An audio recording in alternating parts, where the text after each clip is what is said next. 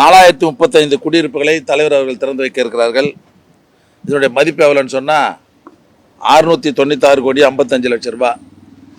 இது எந்தெந்த திட்டப்பகுதின்னு சொன்னால் 1000 விளக்கு சட்டமன்ற தொகுதிக்கு உட்பட்ட 4 திட்டப்பகுதிகளில் 870 வீடை 153 கோடி 69 லட்சம் ரூபாய் மதிப்பிலும், நம்முடைய சைதாப்பேட்டை சட்டமன்ற தொகுதிக்கு உட்பட்ட 2 திட்டப்பகுதிகளில் 2322 வீடுகள் 395 கோடி 29 லட்சம் ரூபாய் மதிப்பிலும், செட்டித்தோட்டம் 243 குடியிருப்புகள் 45 கோடியே 63 லட்சம் ரூபாய் மதிப்பிலும், ஆக மொத்தம் 4035 வீடுகள் 696 கோடி 55 லட்சம் ரூபாய் மதிப்பில் 2ஆம் தேதி காலையில் நம்முடைய தலைவர் அவர்கள் நேரடியாக வருகை தந்து இந்த குடியிருப்புகள்லாம் திறந்து வைத்து யார் யாரெல்லாம் குடியிருந்தார்களோ அவர்களுக்கே அந்த குடியிருப்பு ஆணைகளை எல்லாம் வழங்கியிருக்கிறார்கள் என்பதை நான் தெரிவித்துக் கொள்கிறேன்.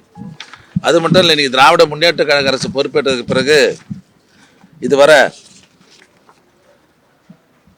போன ஆட்சியில் 2438 கோடியில் வெறும் 27,668 வீடு தான் அதிமுக ஆட்சியில் கட்டினாங்க.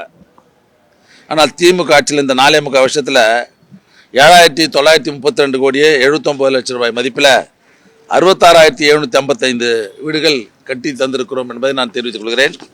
அது மட்டும் இல்லை, போன அதிமுக ஆட்சியில் எங்கெங்கோ தூரமாக வீடுகள்லாம் கட்டி குடியமர்த்தவே முடியல.